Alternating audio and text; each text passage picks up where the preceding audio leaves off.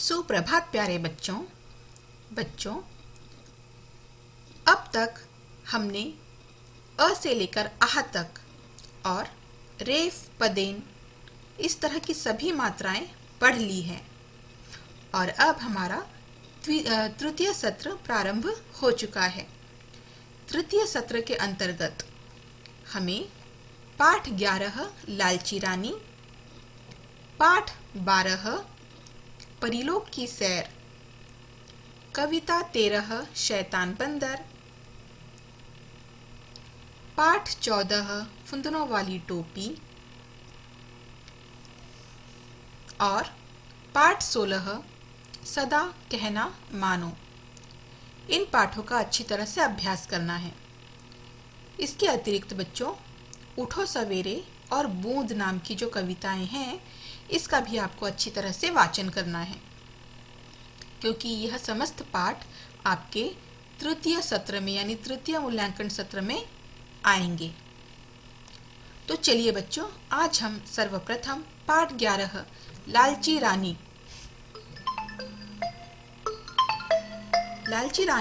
इस पाठ का हम क्या करेंगे, सस्वर वाचन करेंगे अच्छी तरह से। तो बच्चों, सबसे पहले मैं आपको बता दूं कि लालची यानी क्या। लालची यानी एक किसी चीज का लालच करना, यानी किसी चीज की जरूरत से ज्यादा चाह करना। कोई पैसों का लालची होता है ना, कोई गहनों का लालची होता है, किसी को साड़ियों का लालच होता है, किसी को आप कह सकते हैं चीज़ों का लालच होता है, अलग अलग, है ना। तो यह क्या होता है, जो लालच जो करता है जो व्यक्ति, उसे कहते हैं लालची। और रानी तो आपको पता है कौन, हाँ, पुल्लिंग का स्त्रीलिंग रानी।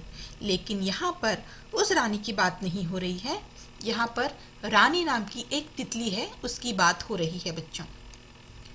इस पाठ में यह बताने की कोशिश की गई है कि एक सुंदर सी प्यारी सी तितली होती है जो बहुत सुंदर होती है, सबसे बहुत ही अलग तरह से लगने वाली, सबसे अलग तरह से दिखने वाली एक सुंदर सी तितली होती है, जो खुद पर बहुत घमंड करने लगती है और खुद के घमंड के चलते वह क्या करती है, बहुत सारा लालच करती है और लालच करते करते वह मुसीबत में पड़ जाती है। और जब वह मुसीबत में पड़ती है तब उसकी कोई मदद नहीं करना चाहता, फिर भी उसकी सखियां उसकी मदद करती है और उसे किसी तरह बचाती हैं। इस पाठ में यही बताने की कोशिश की गई है कि किस तरह से जो रानी होती है वह लालची भी होती है और घमंडी भी होती है, और वह क्या करती है, अपने घमंड के चलते, अपने लालच के चलते बहुत बुरी तरह से मुसीबत में पड़ जाती है और अंत में उसे उसका फल भी मिलता है। अंत में उसे सबक मिलता है कि हमें लालच नहीं करना चाहिए, हमें घमंडी नहीं होना चाहिए।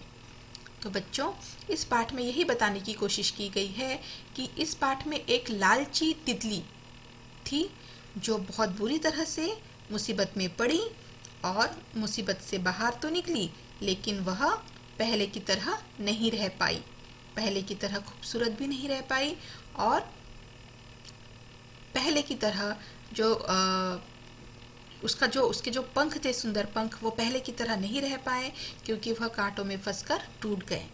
तो आखिर क्या हुआ उस लालची रानी के साथ, यही इस पाठ में बताने की कोशिश की गई है बच्चों। तो बच्चों, इस पाठ का वाचन करने के पूर्व मैं सर्वप्रथम आप लोगों के समक्ष इस पाठ के अंतर्गत आने वाले कठिन शब्दों का उचित ढंग से उच्चारण अभ्यास करना सिखाऊंगी आप लोगों को। जैसे देखिए, पहला शब्द है सुंदर। आपको पता है सुंदर यानी क्या, हाँ, खूबसूरत। तो आपको क्या करना है, इस शब्द को बार बार पढ़ना है, सुंदर सुंदर सुंदर। इसी तरह से दूसरा शब्द है बच्चों बिंदियाँ। आपको पता है बिंदियाँ क्या होती है, हाँ, डॉट्स, छोटी छोटी बिंदियाँ, या हम यह कह सकते हैं कि जो मम्मी लोग माथे पर लगाती हैं वह होती है बिंदियाँ। तो आप इसे भी कह सकते हैं बिंदियाँ। तो आपको इसका उच्चारण भी कैसे करना है, 3 बार करना है, बिंदियाँ बिंदियाँ बिंदियाँ। फिर है घमंड। घमंड यानी खुद पर जो बहुत ज़्यादा अभिमान करता है ना, उसे कहते हैं घमंडी। तो इसे कहते हैं घमंड करना। तो यह होता है घमंड। आपको इसका उच्चारण भी 3 बार करना है, घमंड घमंड घमंड। फिर है मुश्किल। मुश्किल यानी कठिन। आपको इसका भी क्या करना है, 3 बार उच्चारणाभ्यास करना है, मुश्किल मुश्किल मुश्किल। उसी तरह से झाड़ी। झाड़ी आपको पता है क्या होती है, बुश, जो आप पढ़ते हैं BUSH, बुश। झाड़ी पता है ना आपको, छोटी छोटी जो पौधे होते हैं घने घने, उसे कहते हैं झाड़ी। फिर कांटों। कांटों यानी आपको पता है क्या होता है, कांटा। जैसे यदि आप कोई भी फूल देखते हैं या कोई कांटों वाले आप पेड़ भी देख सकते हैं जिसमें कांटे होते हैं। आप देखिए गुलाब का फूल, अगर आप उसे पकड़ते हैं तो आपको बहुत सावधानी से उसे पकड़ना होगा, क्योंकि उसमें छोटे छोटे कांटे होते हैं। तो आपको पता है कांटों यानी क्या, कांटा, है ना। तो आपको इसका 3 बार उच्चारण करना है, कांटों कांटों कांटों। और फिर है सहेलियों। सहेलियों यानी सखियों। तो कौन कौन से शब्द पाठांतर्गत आए हैं जो कठिन है, सुंदर, बिंदिया, घमंड, मुश्किल, झाड़ी, कांटों और सहेलियों। तो बच्चों चलिए अब हम पाठ का वाचन करते हैं। एक थी तितली, नाम था उसका रानी। एक कौन थी, तितली थी, और उसका नाम क्या था, रानी। रानी तितली के पंख बहुत सुंदर थे। रानी तितली के पंख कैसे थे, बहुत सुंदर थे। उसके सुनहरे पंखों में रंग बिरंगी बिंदियां थी। देखनी है आपको रानी तितली, ये देखिए, यहाँ आपको 2 तितलियां नजर आ रही हैं। इसमें से रानी तितली कौन सी है, हाँ यह सुनहरी वाली तितली है ना, लेफ्ट साइड वाली सुनहरी वाली तितली, जिसका जो शरीर है वह कैसा है, पूरी तरह से सुनहरा है, और उसके सुनहरे पंखों पर रंग बिरंगी बिंदियां हैं। यह रानी तितली बहुत सुंदर नजर आ रही है ना। तो रानी तितली जो थी वह बहुत सुंदर थी। उसके पंख सुनहरे थे, सुनहरे यानी गोल्डन। उसके पंखों में रंग बिरंगी बिंदियां थी। रानी को अपने पंखों पर बड़ा घमंड था। उसे अपने पंखों पर क्या था, बहुत घमंड था। वह अपनी साथी तितलियों की हंसी उड़ाती और कहती, मुझे तो भगवान ने सबसे सुंदर बनाया है, मेरे जैसी तितली इस सारे जंगल में नहीं है। क्या कहती थी वह तितली, यानी वह रानी क्या कहती थी साथी तितलियों से, कि मुझे तो भगवान ने सबसे सुंदर बनाया है और मेरे जैसी तितली इस सारे जंगल में कहीं पर भी नहीं है।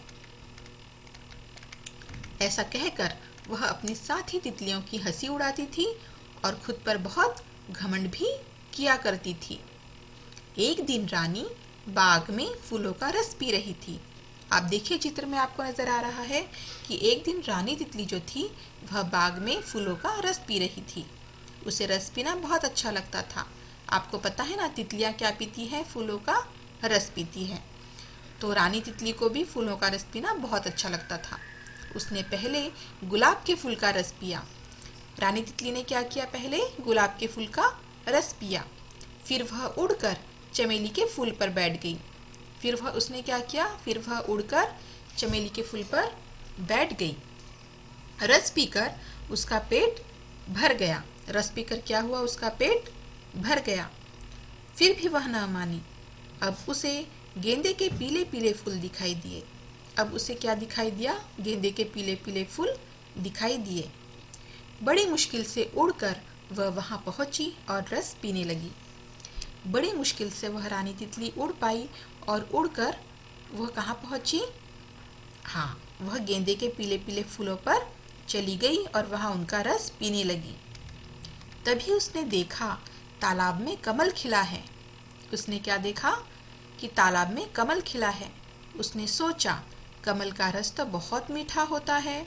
उसने उड़ना चाहा पर उड़ न सकी, क्योंकि अब तक उसने गुलाब के फूल का रस पी लिया था, चमेली के फूल का रस पी लिया था और वैसे भी उसका पेट काफ़ी भर गया था। फिर भी वह गेंदे के फूल पर बैठ गई। उसने बहुत लालच किया। उसने सोचा कि मैं गेंदे के पीले पीले फूलों का भी रस पीऊंगी, और उसने ऐसा ही किया। पेट भरा होने के बावजूद उसने बहुत लालच किया और गेंदे के पीले पीले फूलों का रस पी लिया। हालांकि अब तितली रानी का पेट पूरी तरह से भर गया था, फिर भी उसका लालच खत्म नहीं हुआ।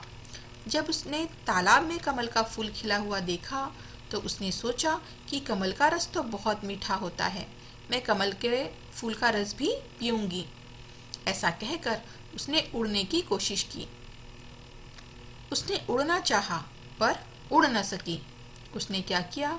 उसने उड़ना चाहा पर वह उड़ न सकी। उसने कई बार कोशिश की, लेकिन उड़ने के बजाय वह एक झाड़ी में गिर गई। आप देखिए, आप देख सकते हैं कि एक कटीली झाड़ी यहाँ पर नजर आ रही है और उस झाड़ी में वह फंस गई। उसके सुंदर पंख कांटों में फंसकर टूट गए। आप देख सकते हैं कि तितली जो है, लालची तितली जो है, लालची रानी जो है, उसने लालच किया और उसे लालच की क्या सज़ा मिली कि उसने उड़ने की कोशिश की, वह उड़ तो नहीं पाई, लेकिन वह कांटों भरी झाड़ियों में फंस गई बुरी तरह से। उसके पंख कांटों में फंस गए और बहुत बुरी तरह से उसका जो शरीर था वह कांटों में फंस गया। वह अपनी साथी सहेलियों को आवाज़ देने लगी। तभी उसकी सहेलियों ने उसकी आवाज़ सुनी और उसकी सहेलियों ने बड़ी मेहनत से उसे सहारा देकर घर पहुंचाया और उसकी सहेलियों ने किसी तरह उसे कांटों से बाहर निकाला और उसे उसके घर पहुंचाया। रानी अब समझ गई थी कि लालच करना बुरी बला है।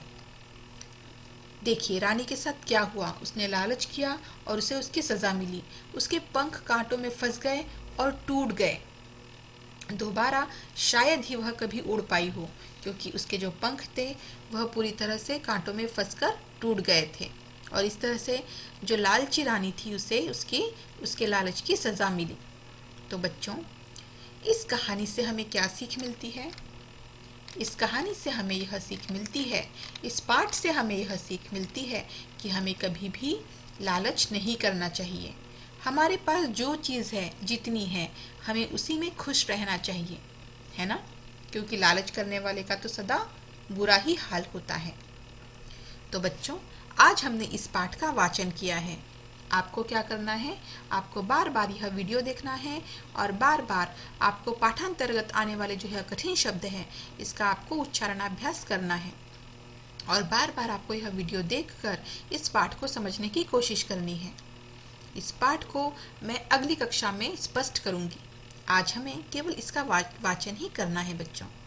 तो आज की वीडियो में बस इतना ही है। मैं फिर से आप लोगों के लिए एक नया वीडियो ले आऊँगी अगली कक्षा में। तब तक के लिए धन्यवाद बच्चों।